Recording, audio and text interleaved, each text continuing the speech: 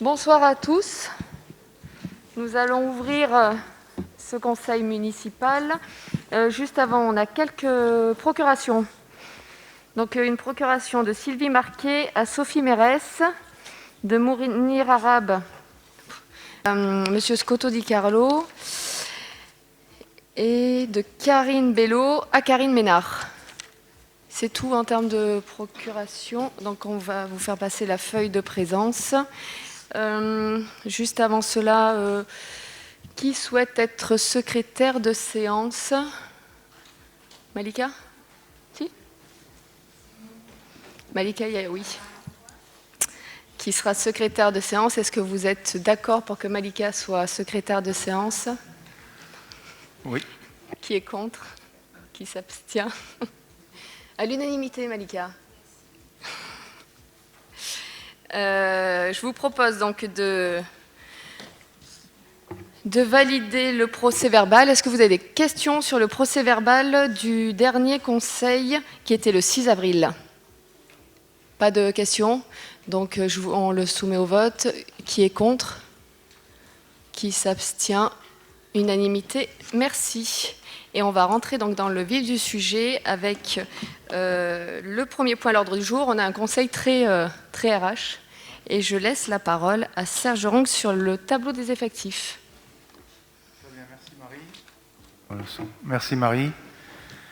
Bien, un professeur de l'école de musique, assistant d'enseignement artistique principal de première classe, titulaire à temps complet, 12/20e, fait valoir ses droits à la retraite à compter du 1er septembre 2021.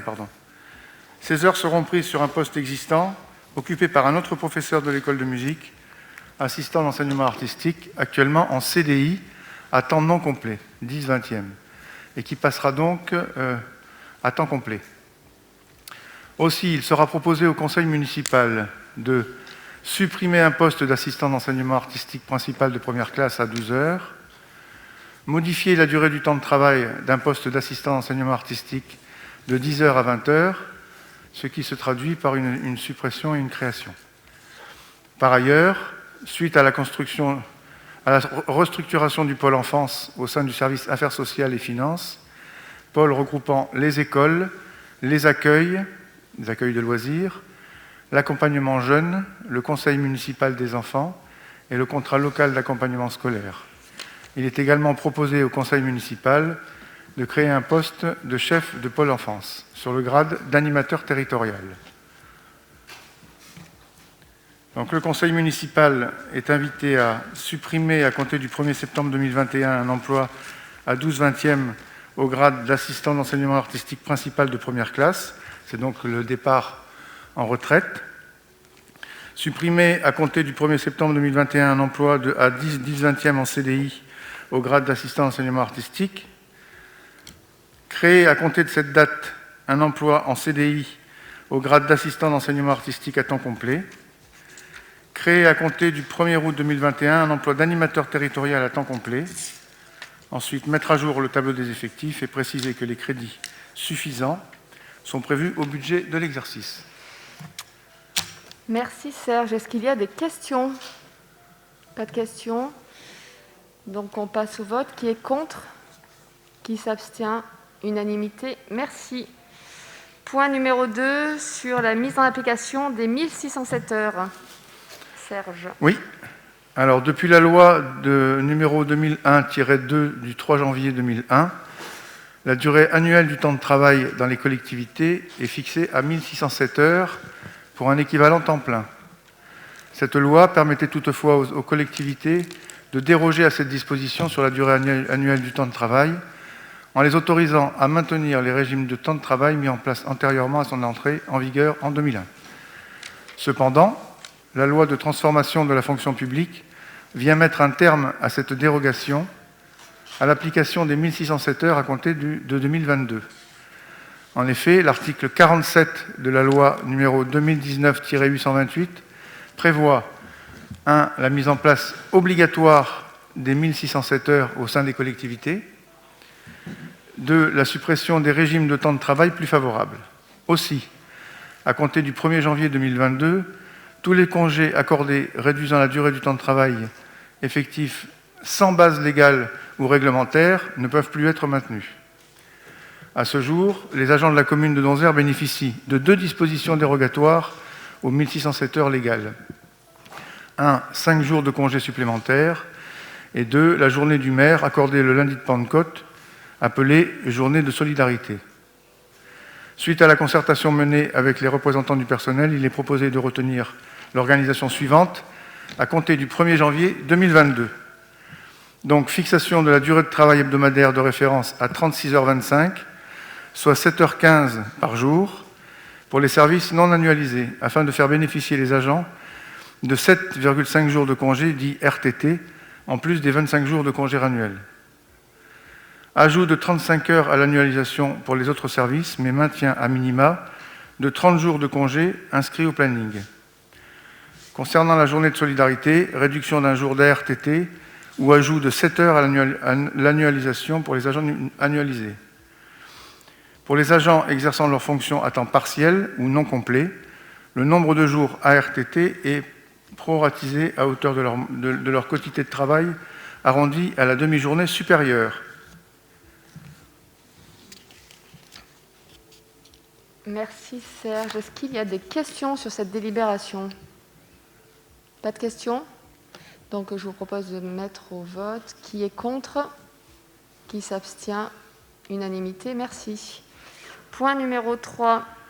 Indemnité horaire pour le travail normal de nuit. Oui. Serge, toujours. Donc, dans le cadre de l'organisation de certains services, les cycles de travail incluent des périodes de travail certaines nuits, ainsi que certains dimanches et jours fériés.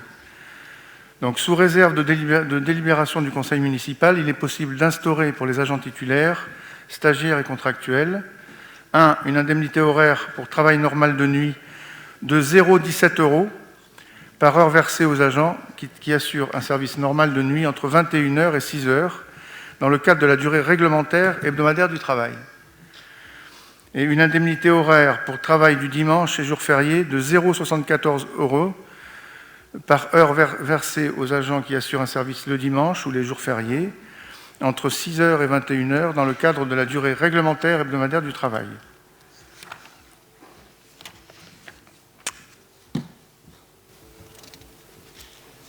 Et donc, le point numéro 4 qui a été présenté en même temps, oui. Donc on va faire voter les deux. Est-ce qu'il y a des questions d'abord, sur ces 2 points? On soumet au vote donc le point numéro 3 concernant les indemnités pour le travail normal de nuit. Qui est contre? Qui s'abstient? Unanimité. Et donc sur le point numéro 4, parce que Serge nous en a parlé en même temps, l'indemnité d'horaire pour le travail normal du dimanche et jour férié. Qui est contre? Qui s'abstient? Unanimité. Merci. Création d'emplois non permanents pour faire face à un besoin lié à un accroissement saisonnier d'activité. Régularisation. Ça, c'est Mathilde qui va nous présenter la délibération. Considérant que la délibération susvisée ne précise ni le nombre d'emplois ainsi créés, ni leur durée, ni leur niveau de rémunération, considérant qu'en prévision de la période estivale, il est nécessaire de renforcer les services techniques pour la période de juin à septembre, considérant qu'en prévision de la période estivale, il est nécessaire de renforcer la direction générale pôle population pour la période de juillet et août, considérant que pour les accueils de loisirs des vacances d'été, il est nécessaire de renforcer l'équipe d'animation permanente, considérant qu'il peut être fait appel à du personnel recruté en qualité d'agent contractuel pour faire face à des besoins liés à un accroissement saisonnier d'activité en application de l'article 3-1 deuxième de la loi numéro 84-53 précité pour une durée maximale de 6 mois pendant une même période de 12 mois consécutifs. Le conseil municipal est invité à abroger la délibération du conseil municipal numéro 2018-076, autoriser Madame le maire à recruter des agents contractuels pour faire face à des besoins liés à un accroissement saisonnier d'activité, créer à ce titre au maximum 4 emplois à temps complet dans le grade d'adjoint technique relevant de la catégorie hiérarchique C pour exercer les fonctions d'agent polyvalent des services techniques pour une durée maximum de 4 mois, 2 emplois à temps complet dans le grade d'adjoint administratif relevant de la catégorie hiérarchique C pour exercer les fonctions d'agent d'accueil et de secrétariat pour une durée maximum de 2 mois, un emploi à temps complet dans le grade d'adjoint administratif relevant de la catégorie hiérarchique C pour exercer les fonctions d'agent de caisse à la piscine municipale pour une durée maximum de 3 mois. 5 emplois à temps complet dans le grade d'adjoint d'animation relevant de la catégorie hiérarchique C pour exercer les fonctions d'animateur en accueil collectif de mineurs pour une durée maximum de 2 mois. Charger Madame le maire de la constatation des besoins concernés ainsi que de la détermination des niveaux de recrutement et de rémunération des candidats selon la nature des fonctions et de leur profil, étant précisé que celle-ci sera limitée à l'indice terminal du grade de référence et adaptée à chacun des emplois concernés. Dire que les crédits sont inscrits au budget. Merci Mathilde. Est-ce qu'il y a des questions? Pas de questions. On passe au vote. Qui est contre? Qui s'abstient? Unanimité. Merci. Point numéro 6. Toujours des régularisations concernant 3 postes dans le cadre du parcours emploi-compétences. Mathilde.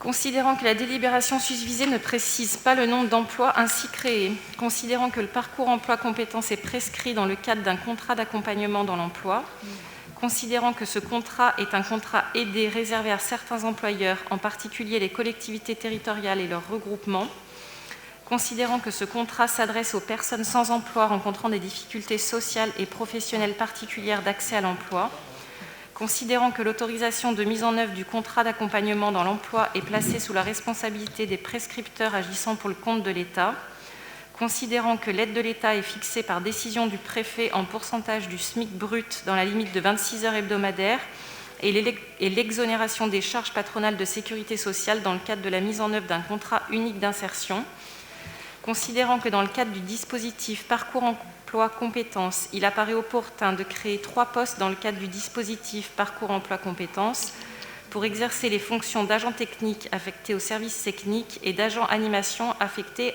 au pôle enfance. Considérant que ces postes sont pourvus par des contrats à durée déterminée conclus pour une période de 6 à 12 mois renouvelables autant de fois que de besoin dans la limite de la réglementation, considérant que la rémunération ne peut être inférieure au SMIC horaire, le Conseil municipal est invité à abroger la délibération du Conseil municipal numéro 2018-078, créer 2 postes d'agents techniques à temps complet dans le cadre du dispositif Parcours emploi compétences pour les fonctions d'agent de propreté urbaine, créer un poste d'agent d'animation à 24/35e dans le cadre du dispositif Parcours emploi compétences pour les fonctions d'animateur en accueil collectif de mineurs, préciser que les contrats d'accompagnement dans l'emploi établis à cet effet seront d'une durée initiale de 6 à 12 mois renouvelables expressément dans la limite de la durée maximale autorisée après renouvellement de la convention, charger Madame le maire de la détermination des niveaux de recrutement et de rémunération des candidats selon la nature des fonctions et de leur profil, étant précisé que celle-ci sera limitée au montant du SMIC mensuel majoré de 20% au prorata de la quotité hebdomadaire et adaptée à chacun des emplois concernés. Autoriser Madame le maire à mettre en œuvre l'ensemble des démarches nécessaires avec le prescripteur pour les recrutements y afférents. Préciser que les dépenses sont prévues au budget. Merci Mathilde. Est-ce qu'il y a des questions? Oui. Oui, je voulais dire que Madame Perret, c'est... Excusez-moi. Je voulais dire que Madame Perret, c'est très bien de lire entièrement la délibération. Ouais, d'autres questions? Merci. On va passer au vote. Qui est contre? Qui s'abstient? Unanimité. Merci. Point numéro 7. Aura Roche, concernant le recrutement d'un vacataire pour la conduite de personnes à mobilité réduite. Selon le Code des collectivités territoriales et l'arrêté du 23 août 2013 relatif aux conditions d'accessibilité aux personnes à mobilité réduite transportées dans des véhicules à moteur catégorie M1, les collectivités territoriales et leurs établissements publics peuvent recruter des vacataires en réunissant 3 conditions. 1. Recrutement pour exécuter un acte déterminé. 2. Recrutement discontinu dans le temps en réponse d'un besoin ponctuel de la commune. 3. Rémunération attachée à l'acte. La commune a mis en place le service de transport à la demande pour les Donceroises et Doncerois à mobilité réduite pour se rendre au marché, rendez-vous médicaux et le foyer-restaurant. Ce service est régulièrement assuré par le personnel communal. Considérant qu'il peut être nécessaire de recourir ponctuellement à un vacataire afin d'assurer le service, le conseil municipal est invité à autoriser Madame le maire à recruter un vacataire pour la conduite occasionnelle des personnes à mobilité réduite, fixer la rémunération brute de l'agent recruté par vacation à 2 fois le SMIC horaire brut pour la vacation du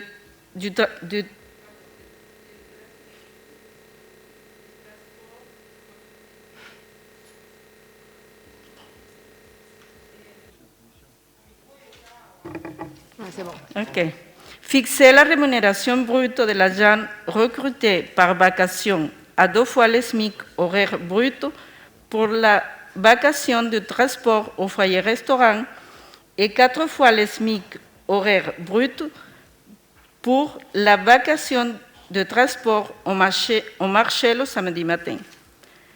Dire que le montant de la vacation sera doublé les jours fériés et dire que les crédits correspondants sont inscrits au chapitre 012, article 62-18 du budget principal.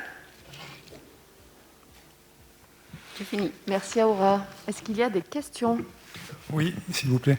Le véhicule pour le transport des personnes à mobilité réduite, en fait, il existait déjà à la mairie ou vous en avez acheté un? Et c'est un véhicule particulier ou avec une plateforme, etc. pour monter les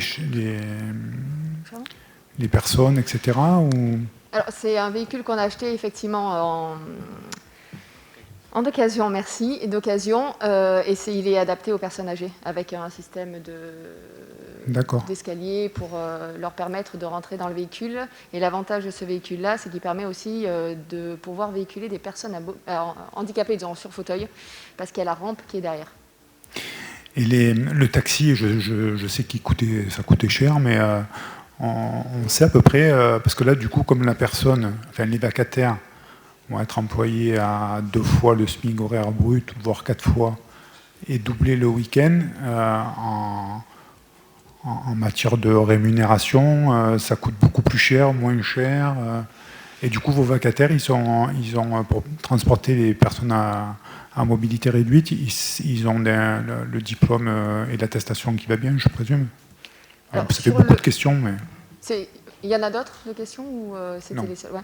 Sur la capacité des personnes, effectivement, elles ont déjà eu l'occasion de transporter ces personnes, donc elles savent faire.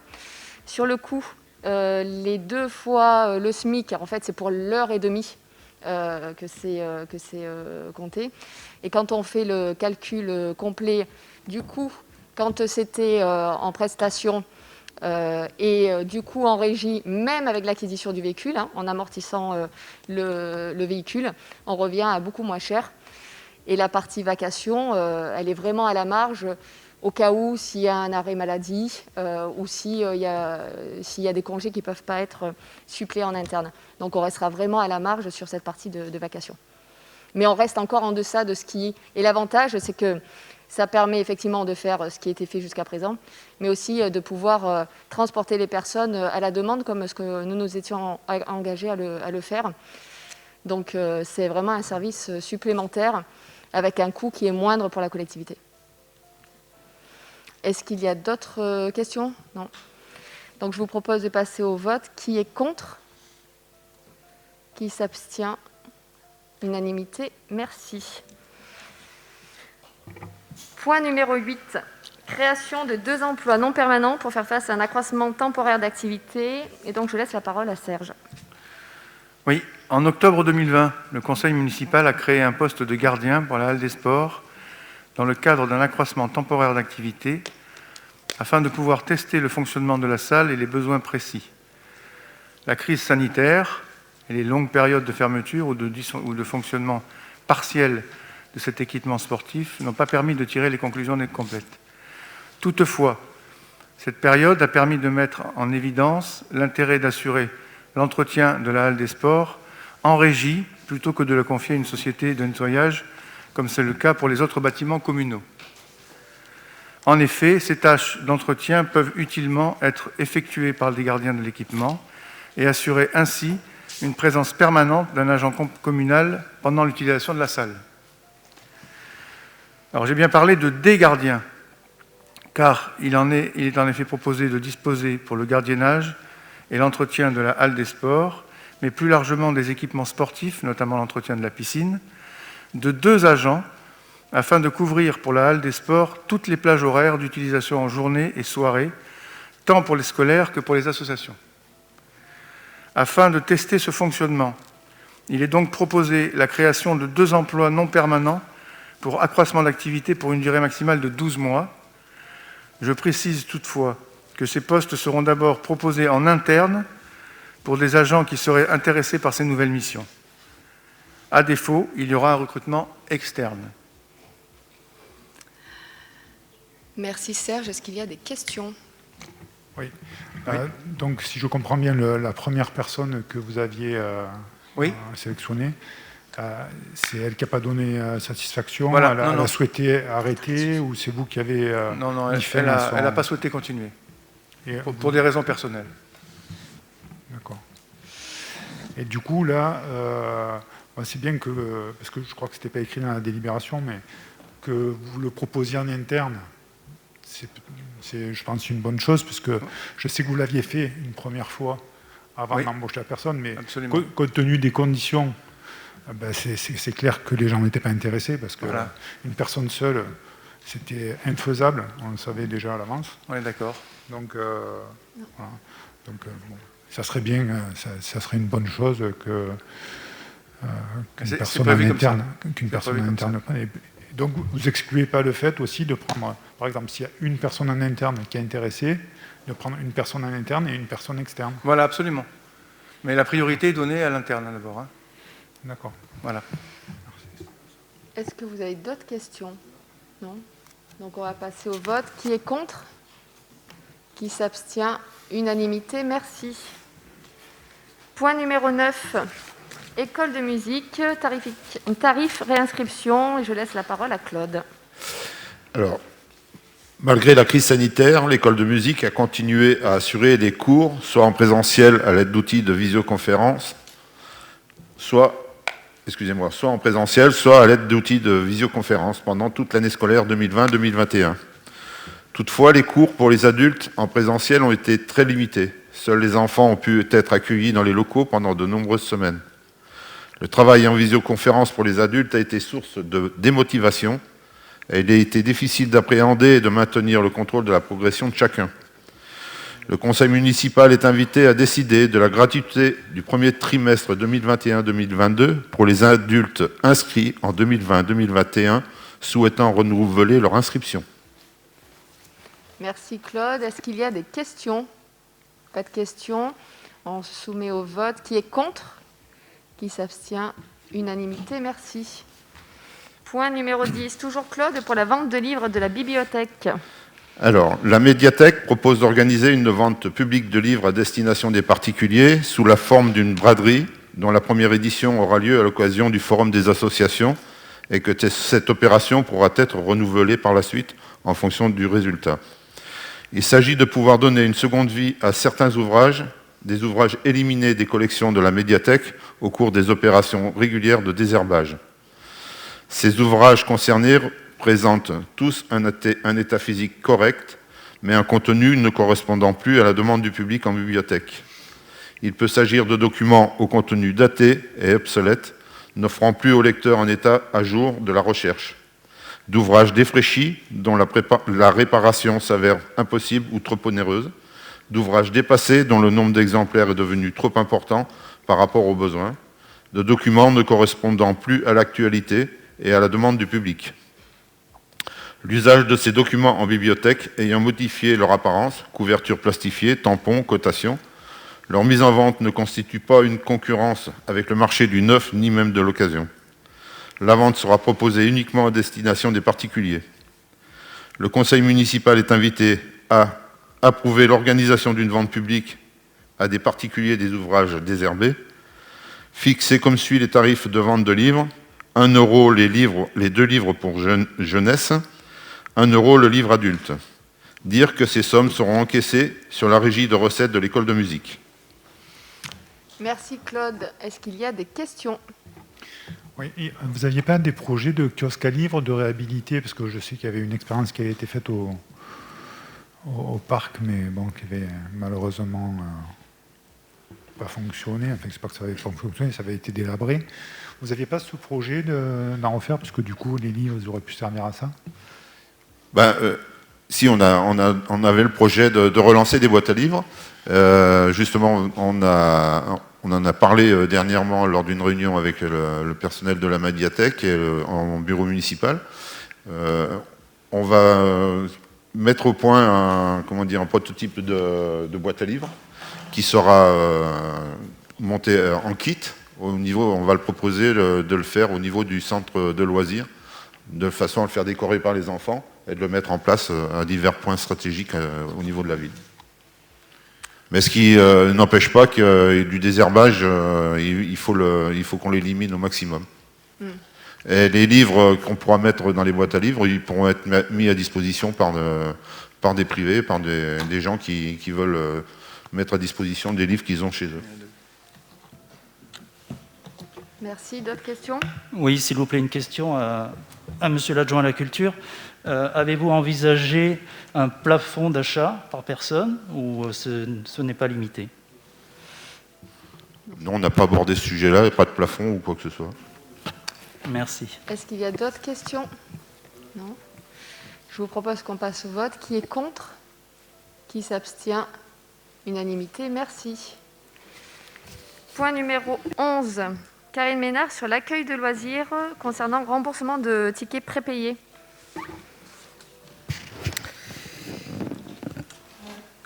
Considérant que la commune a acquis un logiciel de gestion et de facturation afin que celle-ci soit effectuée après utilisation du service d'accueil de loisirs, considérant qu'il convient de rembourser aux familles les carnets de tickets payés préalablement par les usagers qui ne pourront plus être utilisés, le conseil municipal est invité à décider ce remboursement de tickets prépayés pour le service d'accueil de loisirs, sous réserve de la remise des tickets non utilisés, et autoriser le maire ou son représentant à effectuer une démarche et signer tout document de nature à exécuter la présente délibération. Merci Karine. Est-ce qu'il y a des questions? Pas de questions. On va passer au vote. Qui est contre? Qui s'abstient? Unanimité. Merci. Point numéro 12. Claude, sur l'adhésion de communes au syndicat départemental de la télévision de la Drôme. Alors, le syndicat départemental de télévision de la Drôme a été créé par arrêté préfectoral numéro 2647 du 23 août 1991. Le comité syndical a accepté lors de sa dernière séance du 18 mars 2021 la demande d'adhésion des communes de Arnaillon, Barret-de-Liour, Brette, Charens, Égalier, La Chaudière, Lachaud, Montferrand-la-Farée, Montguers, Penne-le-Sec, Pomerol, Pontex, Recoubeau-Jansac, Romeyer, Riance et Val-Drôme. En application des dispositions des articles L. 5211-17 et 20 du CGCT, il appartient à chacune des collectivités, communes ou groupements adhérents au CDTV de se prononcer dans un délai de 3 mois sur ces modifications statutaires. Le conseil municipal est invité à accepter l'adhésion de l'ensemble de ces communes au syndicat départemental de la Drôme. Merci Claude. Est-ce qu'il y a des questions? Oui. Quand vous avez parlé de télévision, est-ce qu'on a des nouvelles au sujet de la fibre sur Donzère? Merci. Toujours pas. Est-ce que... Le local technique qui a été implanté au niveau de l'aire de repos de Comblonge a été mis en place. Il doit normalement y avoir une réception de travaux par rapport à ce local, mais au niveau de l'installation de la fibre, au niveau de Donzère, toujours pas de nouvelles. si tu veux rajouter... Christophe, oui. T'en prends un micro, Christophe, si tu veux.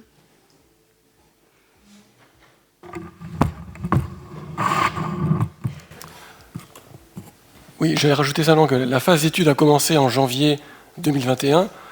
Et si vous allez sur le site d'ADN, qui est le prestataire qui fait les installations, il est prévu dans un maximum de 24 mois, s'il n'y a pas de contraintes particulières, que les premiers accès pourraient commencer à être disponibles.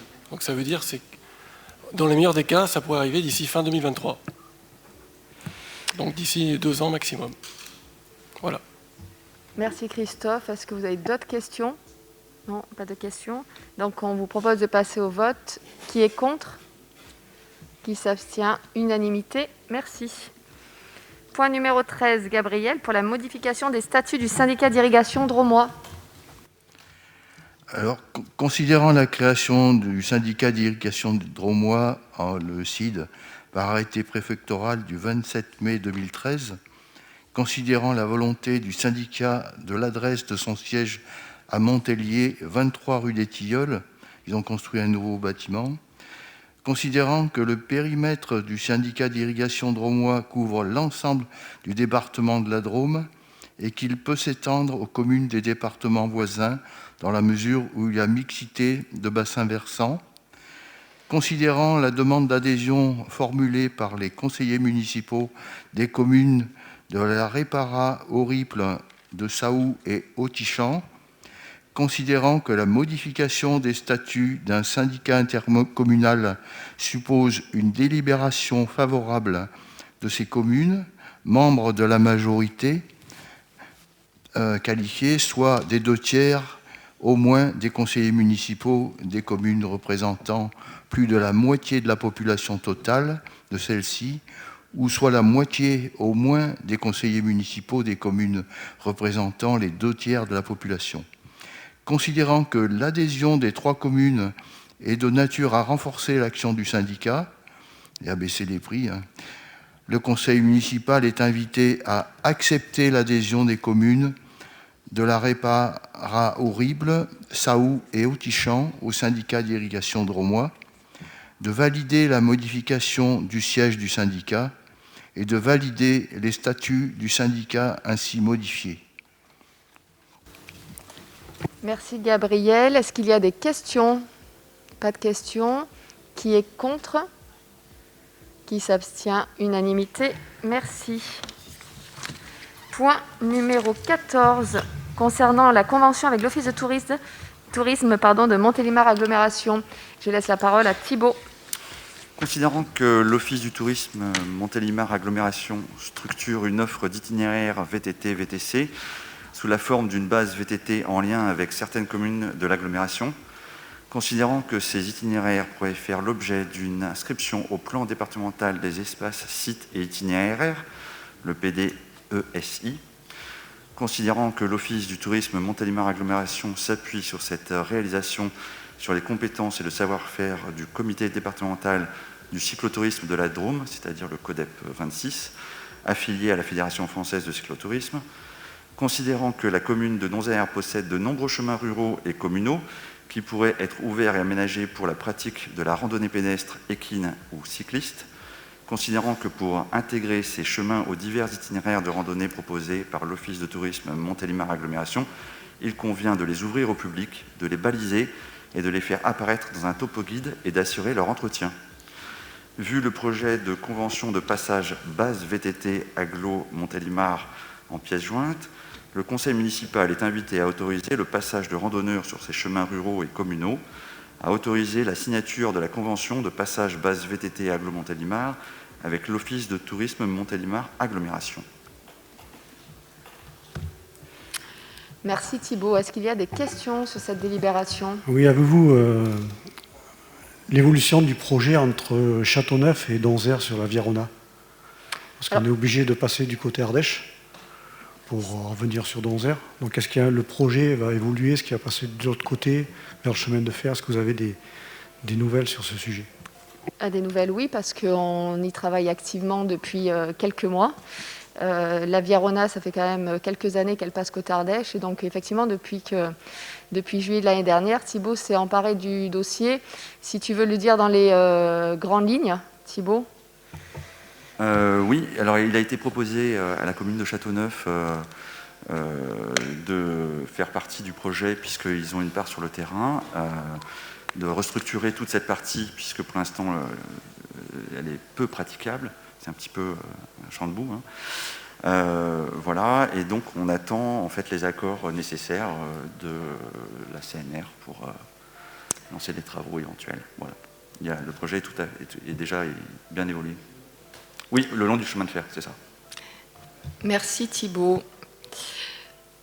On va passer au vote. Qui est contre? Qui s'abstient? Unanimité, merci. Point numéro 15, concernant les dépenses à imputer au compte 6232, fêtes et cérémonies. Serge. Oui, cette délibération est présentée au conseil municipal à la demande du trésorier principal. Donc, la définition des principales caractéristiques des dépenses à reprendre au compte 6232, dénommées fêtes et cérémonies, constitue en effet désormais une obligation pour les communes.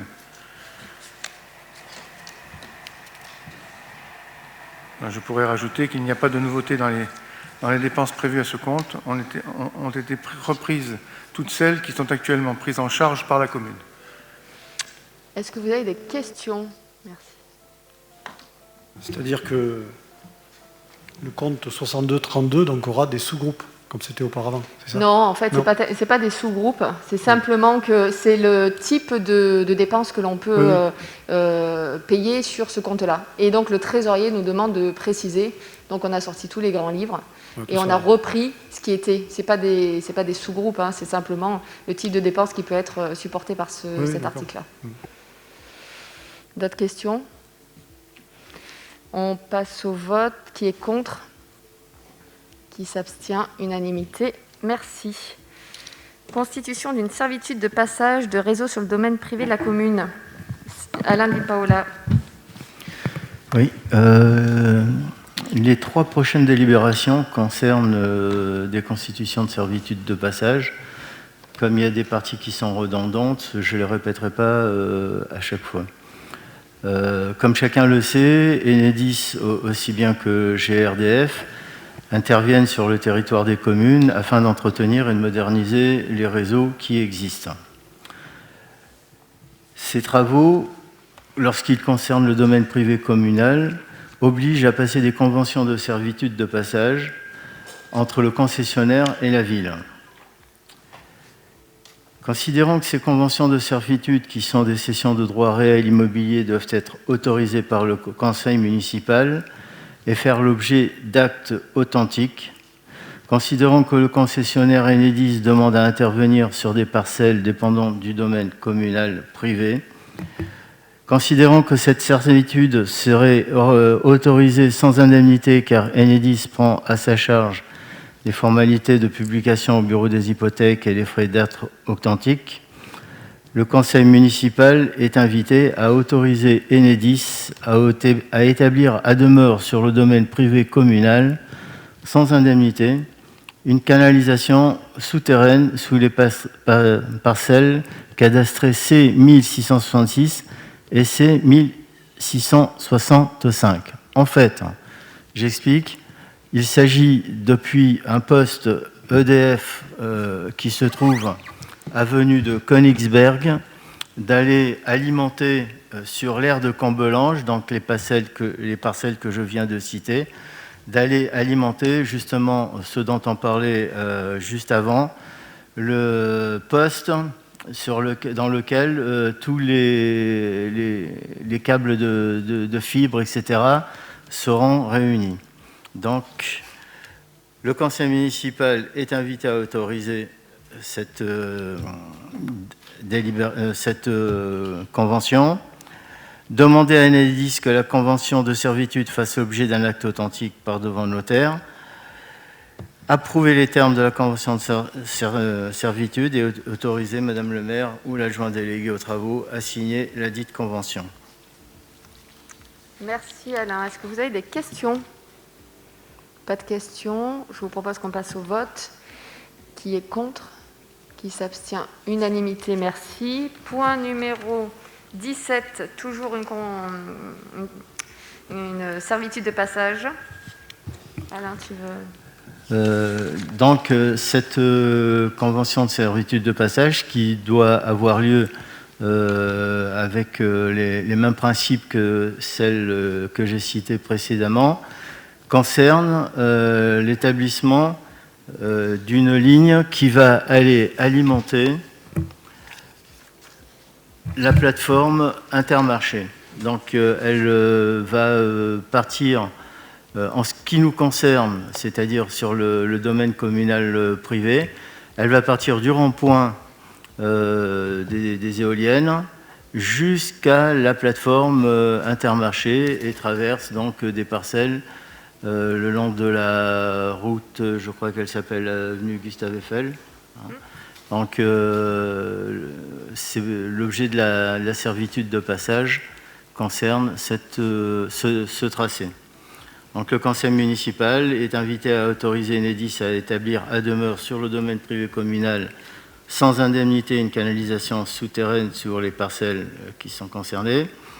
Il est demandé à Enedis que la convention de certitude fasse l'objet d'un acte authentique par devant notaire, et les frais du dit acte restant à charge d'Enedis, approuver les termes de la convention de servitude et autoriser Madame le maire, etc.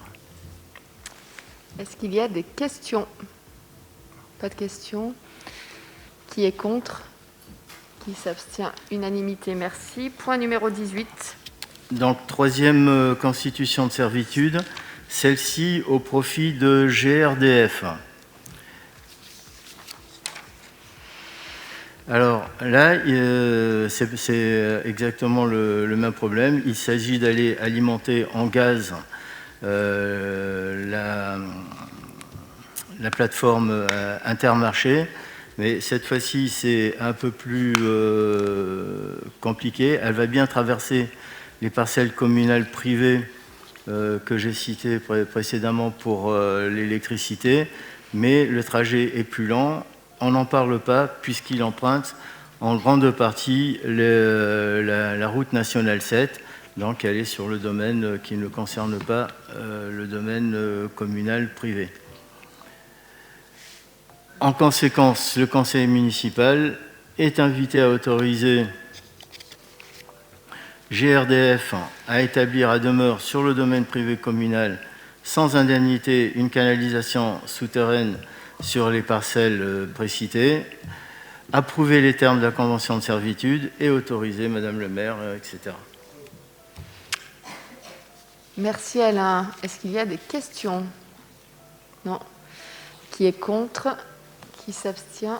Unanimité, merci. Et dernier point sur les constitutions de servitude.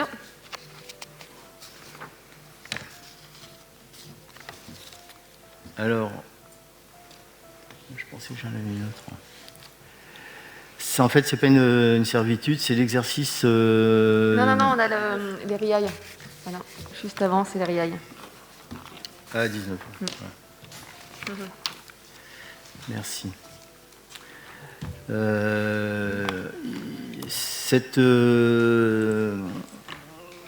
Cette servitude de passage, elle existe sous forme de convention qui a été passée entre la commune et les riverains de l'impasse des Riailles, qui est une impasse privée. On s'est aperçu récemment par le biais de vente de terrains, de maisons, etc., qu'il n'existait pas de régularisation faite par acte notarié. Donc, considérant que la rédaction d'un acte notarié permettra, en cas de vente des propriétés privées, ce qui nous est arrivé, et des droits indivis sur le chemin, d'informer automatiquement les acquéreurs de la présence de cette canalisation, en tréfant de l'impasse de la Riaille. Considérant que ce dossier sera confié à l'étude de maître Apieto, notaire à Vivier, afin qu'elle acte la constitution de cette servitude, reprenant les termes de la convention de 2010, et que les frais d'acte seront intégralement pris en charge par la commune, comme mentionné à l'article 3, frais et charges de la convention. Le conseil municipal est invité à approuver la constitution de cette servitude, confier le dossier à l'étude de maître Apieto. Maître Apieto, c'est parce que c'est elle qui avait à l'époque signé la convention. Prendre en charge tous les frais, droits et émoluments découlant de cet acte et autoriser Madame le maire ou l'adjoint délégué à l'urbanisme à rédiger tous les documents afférents, à signer tous les documents afférents à ce dossier. Merci Alain. Est-ce qu'il y a des questions? Pas de questions. Qui est contre? Qui s'abstient? Unanimité. Merci. Point numéro 20. Alain Di Paola, toujours. Alors, comme je l'ai dit tout à l'heure en sautant une délibération, ça concerne le droit d'exercice de préférence sur une parcelle cadastrée C412 et qui se trouve aux environs du quartier des Chérouzes à Danzère. C'est une parcelle qui, dans la vente, nous a été notifiée par notaire, le projet de cette parcelle qui appartient à Monsieur Del Papa. Le prix de vente de cette parcelle a été fixé à 10 000 €. Étant donné le contexte dans lequel se situe cette parcelle, c'est-à-dire totalement entourée du domaine communal, on a souhaité éviter qu'elle tombe dans des mains incertaines et on a donc décidé de faire jouer le droit de préférence de la commune. Ce qui nous est permis par l'article L331-24 du Code forestier.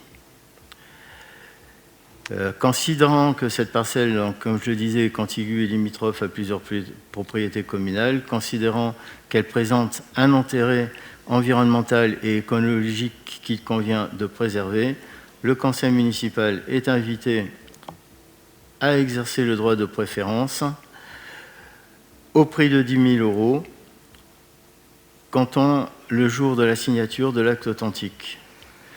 Acquérir cette parcelle, prendre en charge tous les frais, droits et émoluments découlant de cette acquisition et autoriser Madame le maire ou son adjoint délégué à signer les actes afférents à ce dossier.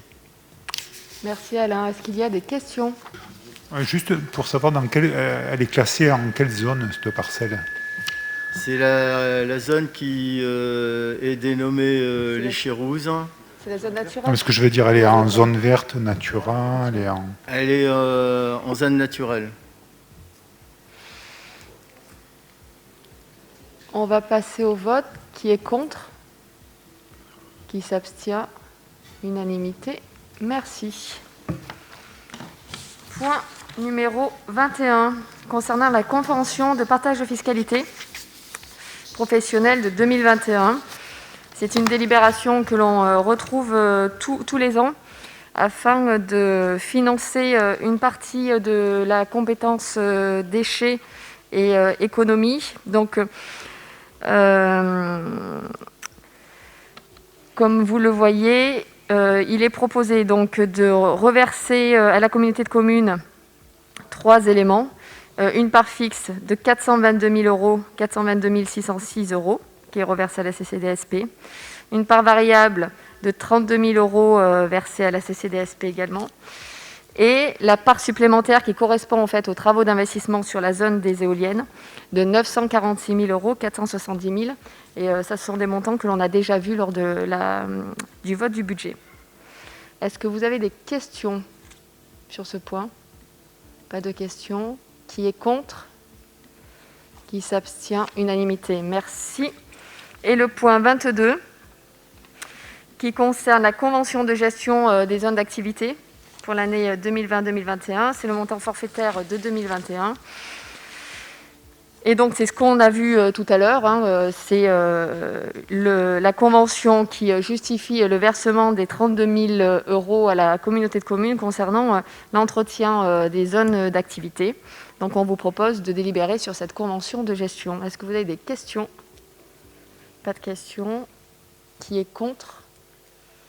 Qui s'abstient? Unanimité. Merci. Et donc, je vous propose de clore ce conseil municipal.